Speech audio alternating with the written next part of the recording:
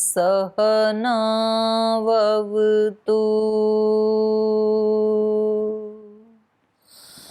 सहनौ भुनक्तु सह वीर्यं करवावहै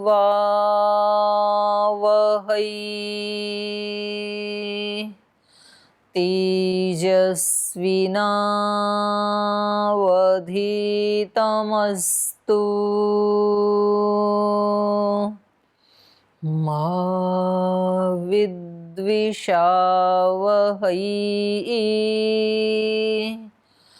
ॐ व्रतानां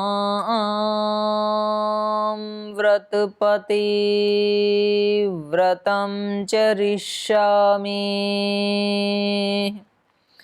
तच्छकेयं तन्मेराध्यताम्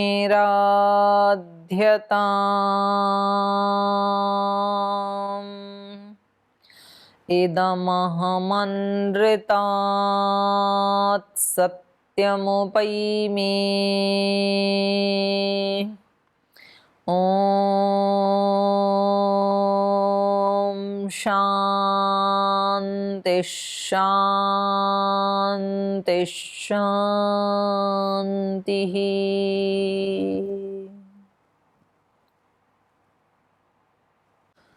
पिछली कक्षा में जो दीति के गर्भ के 7 टुकड़े इंद्र ने कर डाले थे, तो दीति के अनुनय विनय करने पर, प्रार्थना करने पर इंद्र ने उनको देवस्वरूप ही बना करके और 7 मरुत के रूप में 7 मारुत गण, और उस 7 के भी एक एक के 7 गण थे, तो 49 मारुत गण के रूप में उनको देवों का स्थान उपलब्ध करवाया, उनको देव स्वरूप बना दिया था। ये हमने पढ़ा था।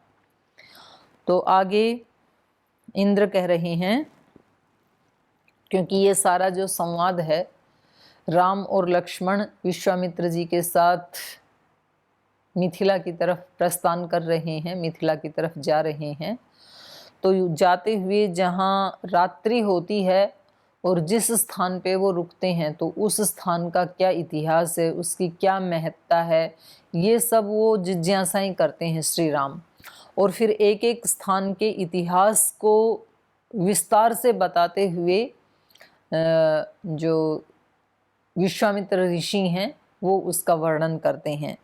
तो ये इस प्रकार से दिति और अदिति, इन दोनों के पुत्रों का युद्ध, और फिर दिति का तप करना, और इंद्र का फिर भयभीत हो जाना, और फिर उसकी सेवा शुश्रूषा के लिए लग जाना, और उस सेवा शुश्रूषा में उसके मन को इतना इन्होंने प्रभावित कर दिया कि वो भूल ही गई इसके प्रति, जिसके प्रति वैर का भाव था उसी के प्रति सारे वैर को, सारे प्रतिशोध को, और अपने लक्ष्य को भी भूल करके, और वो अपना ही नुकसान कर बैठी प्रमाद के कारण। तो पिछले कक्षा से हमें ये भी पता लगा कि कई बार कुछ लोग अपना स्वार्थ पूरा करने के लिए भी हमारे से मित्रता करते हैं। तो जब कोई व्यक्ति जो आज तक हमारा अत्यंत घोर शत्रु था, और आज यदि वो बहुत ज़्यादा मित्रता करने लगे, तो व्यक्ति को थोड़ा सा सावधान जरूर रहना चाहिए। मैं ये तो नहीं कहूँगी कि उसकी मित्रता के ऊपर डाउट करना चाहिए, क्योंकि हो सकता है उस व्यक्ति की मनस्थिति बदल गई हो, लेकिन ये ना भी बदली हो बेशक, लेकिन यदि वो अच्छा आचरण व्यवहार कर रहा है तो उसमें हमें भी बदले में अच्छा आचरण व्यवहार करने में कोई दिक्कत नहीं होनी चाहिए।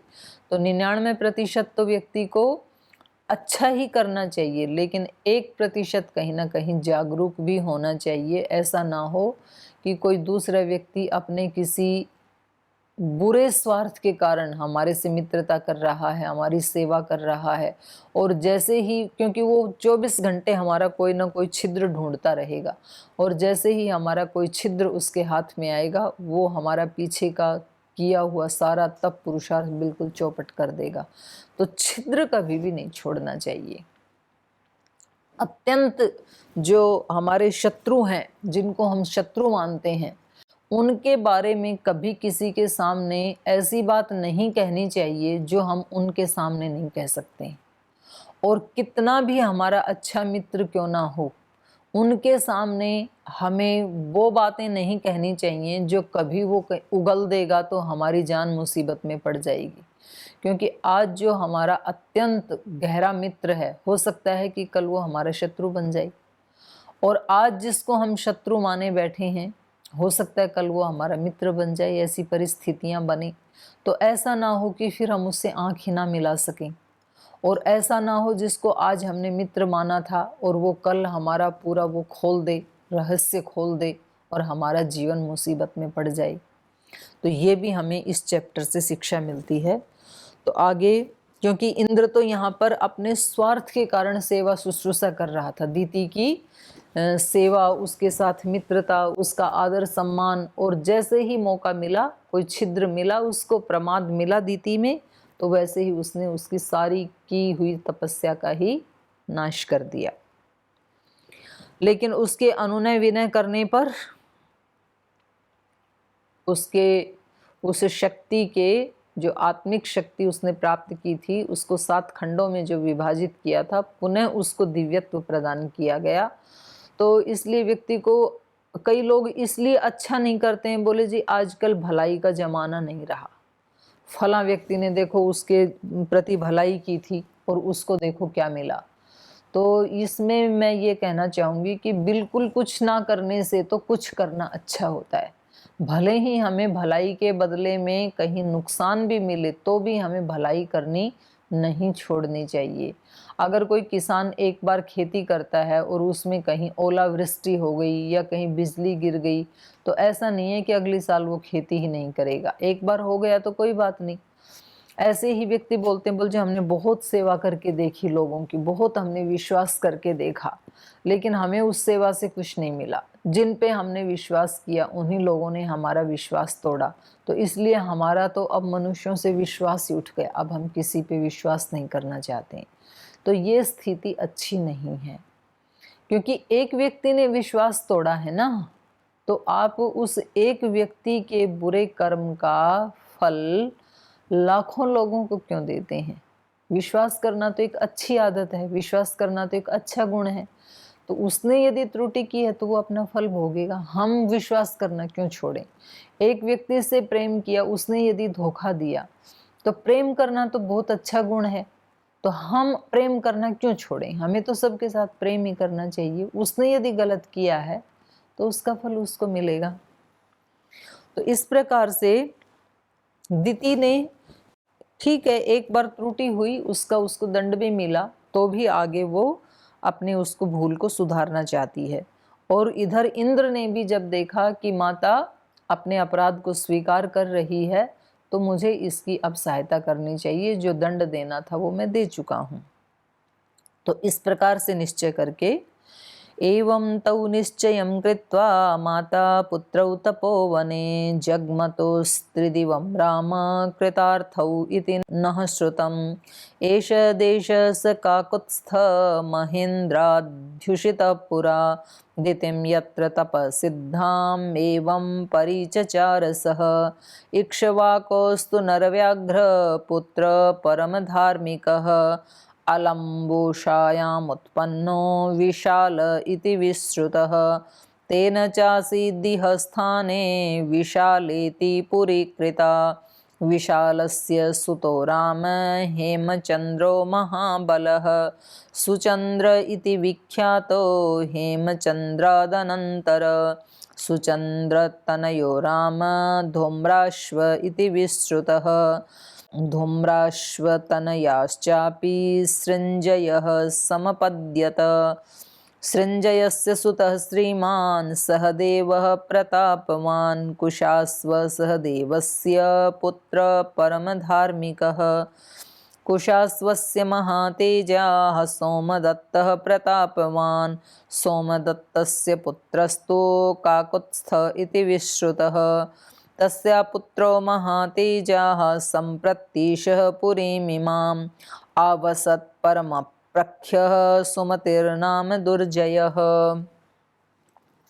तो कह रहे हैं इस प्रकार तौ निश्चयम कृत्वा, उन दोनों ने निश्चय करके, माता पुत्रौ, माता और पुत्र ने, माता मतलब दीति और पुत्र मतलब इंद्र। तो कह रहे हैं इस प्रकार उन दोनों माता पुत्रों ने, दीति और इंद्र ने, निश्चयम कृत्वा, निश्चय करके, माता ने अपनी भूल स्वीकार कर ली और पुत्र ने उसको क्षमा कर दिया। तो इस प्रकार से माता पुत्रौ तपोवने जगमतु, माता पुत्र दोनों ही तपोवन में, जहाँ वो तपस्या कर रही थी उस तपोवन में, जगमतुः त्रिदिवम राम कृतार्थौ इति न श्रुतम। दिवम जगमतु, उसने उस तपोवन में ऐसा निश्चय करके, दोनों ने निश्चय किया, एक ने निश्चय किया भाई मेरे से गलती हो गई, अब आप इसको कैसे सुधारना, इसमें हेल्प करो। दूसरे ने कहा ठीक है माता, मैंने 7 टुकड़े जरूर किए उसके गर्भ के, लेकिन अब मैं इनको 49 मरुतगण, देवगण के रूप में ही इनको मैं प्रतिष्ठापित कर देता हूँ। तो इस प्रकार का दोनों माता पुत्रों ने उस तपोवन में निश्चय करके दिवम जगमतु, हे राम कृतार्थ हो, दोनों कृतार्थ हो गए। वो जीवन में 2 ही चीज़ें ज़्यादा महत्वपूर्ण होती हैं, 2 प्रकार के ही व्यक्तियों के साथ हमारे संबंध होते हैं। कुछ लोगों से हमें क्षमा मांगनी होती है क्योंकि हमने उनके प्रति कोई त्रुटि की है, कुछ लोगों को क्षमा करना होता है। बस 2 ही काम करने होते हैं, इन 2 कामों में सारी साधना सिमट जाती है। किसी ने हमारे प्रति कोई त्रुटि की है, उनको हम क्षमा कर दें, और किसी के प्रति हमारे से कोई त्रुटि हो गई है, उनसे क्षमा मांग लें। तो यहाँ की यहाँ ही वो क्लियर हो जाता है, आगे हमें ज़्यादा उसका बंडल बांध के ले जाने की आवश्यकता नहीं है। तो यहाँ पर ये दोनों ही माता और पुत्र, दीति को अपनी त्रुटि का, अपने अपराध का एहसास हो गया, उसने क्षमा मांग ली, और इंद्र को भी लगा कि मैंने इसको दंड दे दिया, अब आगे तो मुझे भी इनकी सहायता करनी चाहिए।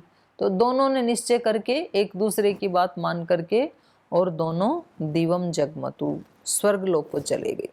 और कृतार्थ हो, कृत प्रयोजन हो करके, क्योंकि कुछ भी नहीं पता कि किसका कितना जीवन है, और खास करके आज जो परिस्थिति बनी हुई है देश की और पूरे विश्व की, कोई नहीं कह सकता कब किसके हाथ से मौत किसको छीन लेगी, कौन कितने दिन का मेहमान है, कितने घंटों का मेहमान है।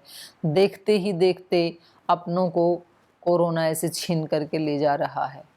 तो हमें जाने से पहले, और वैसे भी कोरोना ना हो तो भी अमर तो कोई भी नहीं है, मृत्यु तो एक दिन आएगी निश्चित रूप से। कोरोना को हरा देंगे तो क्या मृत्यु नहीं आएगी क्या? तो भी आएगी। तो इससे हम ये सीख सकते हैं, जो अपनी आंखों के सामने हम ऐसे जाते हुए देख रहे हैं, इतनी तेज रफ्तार से मृत्यु देवता ने इतनी तेज रफ्तार पकड़ी हुई है, इसको देख करके हमें ये सोचना चाहिए कि यदि आज का जीवन मुझे मिल गया, आज का दिन जीने के लिए मिल गया, तो कम से कम आज के दिन का मैं सदुपयोग कर लूं, आज मैं कृतार्थ हो जाऊं।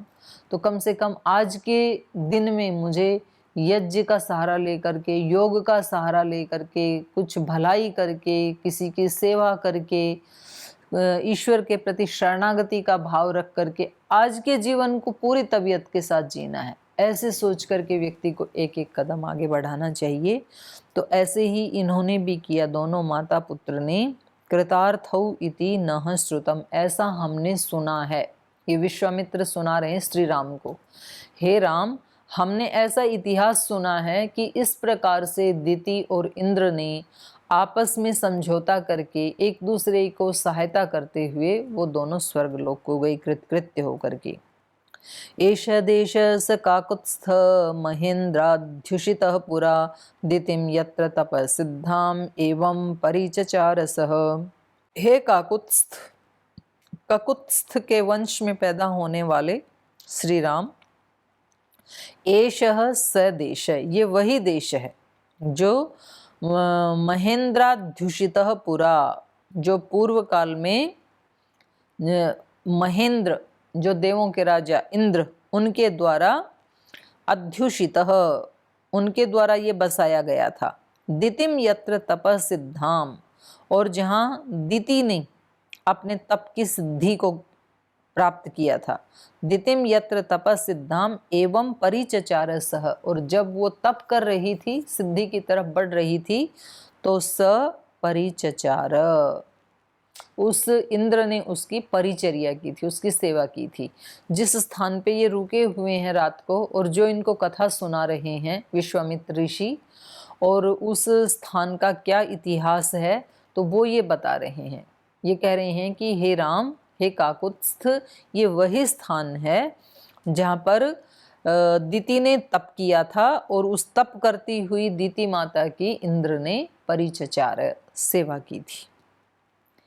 इक्ष्वाकोस्तु नरव्याघ्र पुत्र परम धार्मिकः अलम्बुषायमुत्पन्नो विशाल इति विश्रुत। और कहा कि हे नरव्याघ्र, हे पुरुष सिंह, इक्ष्वाकुः पुत्रः परम धार्मिक, पुरा काल में इस वंश में इक्ष्वाकु नाम का एक परम धार्मिक पुत्र उत्पन्न हुआ इस वंश में। और यहाँ से ही इक्ष्वाकु वंश शुरू हुआ, जो श्री राम का वंश है वो यहाँ से शुरू हुआ। अलम्बुषायम उत्पन्नो विशाल इति सुश्रुतः, और इक्ष्वाकु के भी एक पुत्र पैदा हुआ जो अलम्बुषायम उत्पन्न, जो परम धर्मात्मा पुत्र था। विशाल इति विश्रुतः, तो उसका नाम था विशाल। इक्ष्वाकु भी बहुत धार्मिक था, और इक्ष्वाकु के जो एक पुत्र पैदा हुआ उसका नाम था विशाल। तेन च आसीद इह स्थाने विशाला इति पुरी कृता, तो उसके नाम से ही इस स्थान का नाम विशाला पड़ गया था। विशाला नाम की नगरी को उसने बसाया। तो अपना घर परिवार तो सभी बसाते हैं, चले जाते हैं, लेकिन कुछ ऐसे महापुरुष भी आते हैं कि जो केवल एक कोई घर परिवार नहीं बसाते हैं, बल्कि पूरे नगर के नगर और पूरे देश के देश बसा करके जाते हैं, और उनके नाम अमर हो जाते हैं। तो ऐसे ही ये विशाल नाम के भी राजा थे, जिनके नाम से विशाला इति पुरी कृता, विशाला नाम की पुरी का उन्होंने गठन किया, उनको बसाया विशाला नाम की नगरी को। विशालस्य सुतो राम हेमचंद्रो महाबल सुचंद्र इति व्याख्यातो हेमचंद्रादनंतरः। और कह रहे हैं ये एक वंशावली बता रहे हैं ये श्री राम को, क्योंकि श्री राम इसी वंशावली में पैदा हुए हैं। तो कह रहे हैं सबसे पहले आपके वंश में इक्ष्वाकु नाम का एक परम धार्मिक व्यक्ति उत्पन्न हुआ। इक्ष्वाकु के पुत्र का नाम था विशाल, और विशालस्य सुत राम हेमचंद्र, और जो विशाल के पुत्र थे उनका नाम था हेमचंद्र। हेमचंद्र बहुत विद्वान व्यक्ति थे, एक हेमचंद्र व्याकरण भी मिलता है। तो विशालस्य सुत राम हेमचंद्रो महाबल, महान बलवान था। तो यहाँ बलवान से व्यक्ति को ये नहीं समझना चाहिए कोई बॉडी बिल्डर था। उपनिषदों में भी बताया है कि बल जो है विज्ञान से भी बड़ा बल है। तो वहाँ बल का मतलब है विज्ञान तो केवल मस्तिष्क से संबंध रखता है, और बल जो है वो अनेक प्रकार का हो सकता है।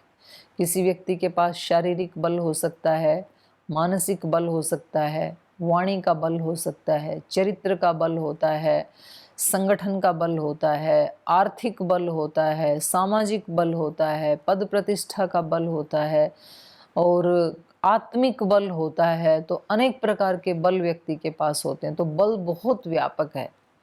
तो ये जो हेमचंद्र हैं ये महाबल, अत्यंत बलवान थे, क्योंकि ये विद्वान भी थे बहुत बड़े, और इसके साथ साथ राजा तो थे ही, और इतने सारे गुण उनको विरासत में मिले थे, दादाजी से और पिताजी से मिले थे। तो ये विशालस्य सुतो राम हेमचंद्र महाबल सुचंद्र इति विख्यातः, और हेमचंद्र का भी जो पुत्र था वो था सुचंद्र।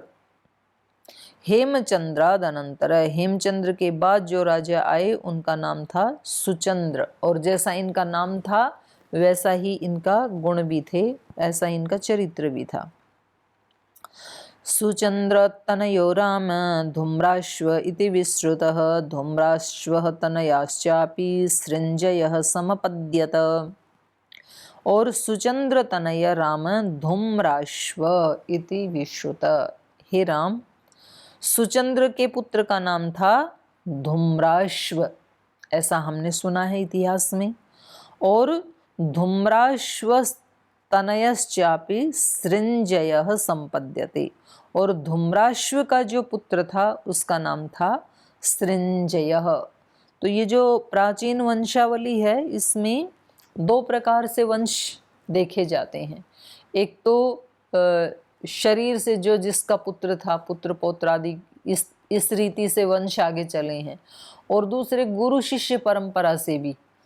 और तीसरा वंशावली चलती है जैसे एक राजा था, फिर उसके बाद जो दूसरा राजा आया, तो वो दूसरा जो राजा आया वो जरूरी नहीं है कि उसी वंश में पैदा होने वाला। जैसे आजकल वर्तमान की जो राजनीतिक व्यवस्था है, जैसे मान लीजिए आज देश के प्रधानमंत्री के पद पे माननीय मोदी जी बैठे हैं, तो अब जरूरी नहीं है कि अगला पीएम जो है वो उन्हीं के वंश से आएगा, तो वो कोई भी हो सकता है। लेकिन वो एक जो लिस्ट बनेगी किसके बाद कौन आया, तो ऐसे ही हमारा जो इतिहास है तो उसमें भी उस पद के नाम से, जैसे इंद्र एक पद का नाम है, जैसे सीएम पीएम ये पद हैं, तो इसी प्रकार से इंद्र एक विशेष योग्यता वाले पद का नाम है।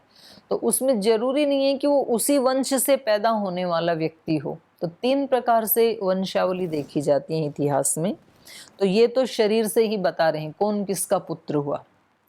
सुचंद्र तनय राम धूम्राश्व इति विश्रुतः। विश्वामित्र जी कह रहे हैं, हे राम, हमने सुना है कि सुचंद्र के जो पुत्र थे उनका नाम था धूम्राश्व, और धूम्राश्वस्तनयः सृंजयः, और जो धूम्राश्व का भी जो पुत्र था वो सृंजयः संपद्यत, वो सृंजय हुआ, नाम है।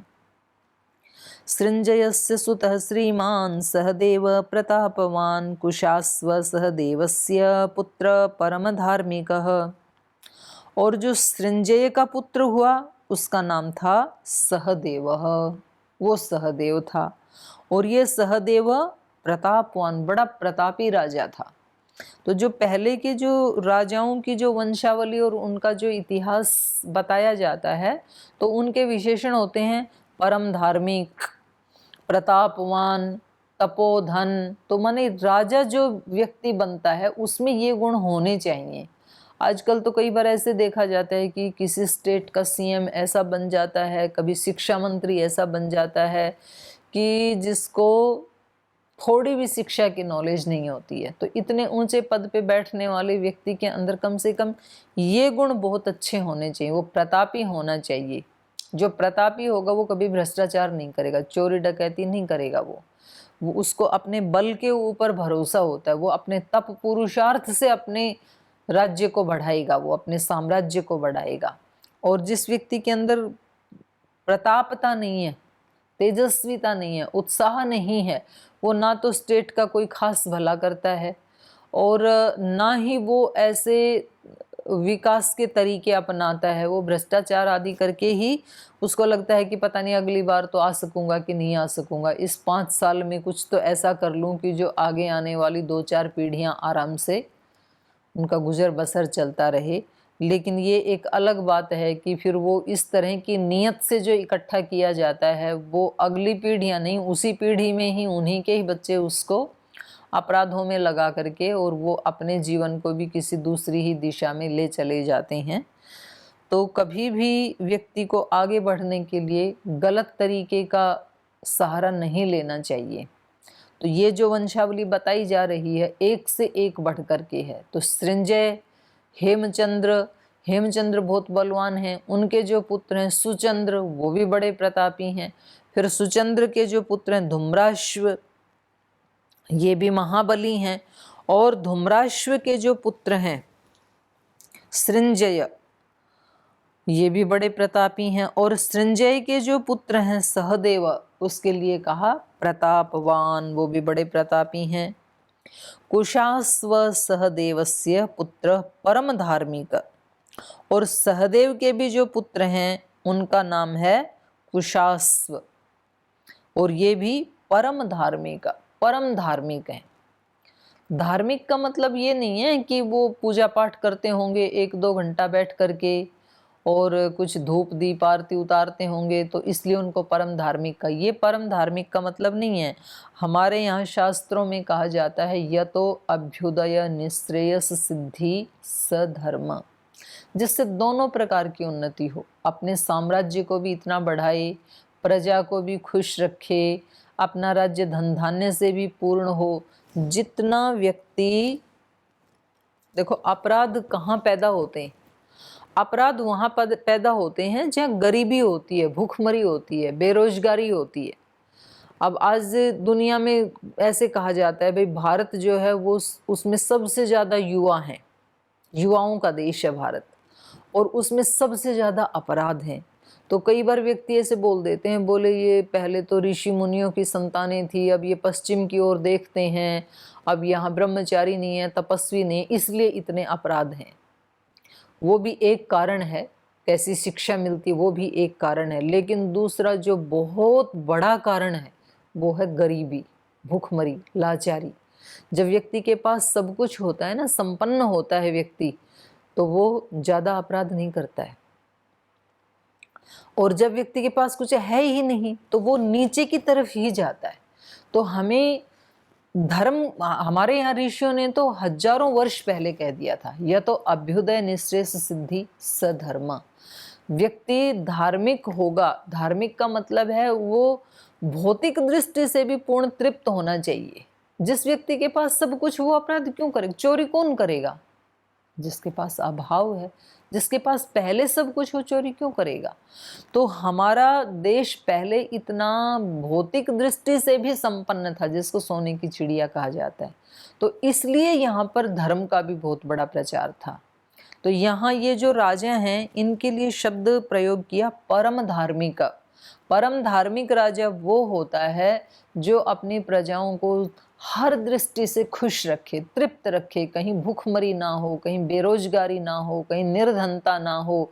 हमने ये रामायण जब शुरू की तो हमने देखा था वहाँ पर दशरथ का जो साम्राज्य है और अयोध्या नगरी की जो स्थिति है, जो बिल्कुल सामान्य प्रजाजन हैं, उनके यहाँ भी घर में सोने चांदी की मोहरें, पैसे ऐसे भरे पड़े हैं घरों में जैसे कहीं गेहूं चावल की ढेरी होती है। तो जब इतनी समृद्धि है नगर में, प्रांत में, तो वो लोग अपने आप ही धार्मिक बनेंगे। तो बहुत ये साइंटिफिक परिभाषा की कणाद ऋषि ने की है, ये वैशेषिक दर्शन का सूत्र है, यह तो अभ्युदय निःश्रेयस सिद्धि सधर्म। आजकल हमने धर्म उसको मान लिया कि भाई चाहे खाने के लिए रोटी भी ना हो पर बस माला घुमाते रहो।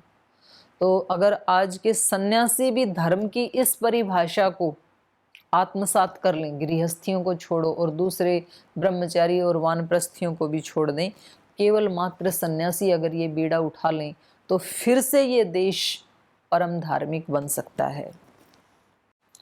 तो इस प्रकार से विश्वामित्र इनकी वंशावली का वर्णन कर रहे हैं। कुशास्व महातेजा सोमदत्तः प्रतापवान सोमदत्तस्य पुत्रस्तु काकुत्स्थ इति विश्रुतः। तो सहदेव का पुत्र हो गया कुशास्व, ये भी महातेजस्वी है, और इनका पुत्र हो गया सोमदत्त, ये प्रतापवान है, बड़े प्रतापी राजा हैं। और सोमदत्त से पुत्रस्तु काकुत्स्थ, और सोमदत्त के जो पुत्र हैं उनका नाम काकुत्स्थ था। तस्य पुत्रो महातेज संप्रति एष पुरीम इमाम आवसत परमख्यः सुमतिर नाम दुर्जय। और उस काकुत्स्थ के जो पुत्र थे उनका नाम था सुमति, और वो इस समय इस पुरी में शासन कर रहे हैं। जिस नगरी को हम प्राप्त हो गए हैं ये महाराजा सुमति की नगरी है। तो इक्ष्वाकु से लेके सुमति पर्यंत जिस नगरी में ये पहुंच गए, वहाँ का वर्णन महर्षि विश्वामित्र ने श्री राम के समक्ष किया। तो शेष चर्चा हम कल करेंगे। आज समय हो गया, आज यहीं विराम देते हैं।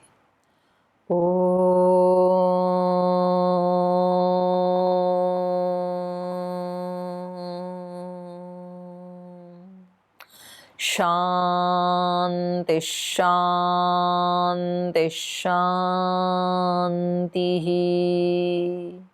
श्री गुरुभ्यो नमः।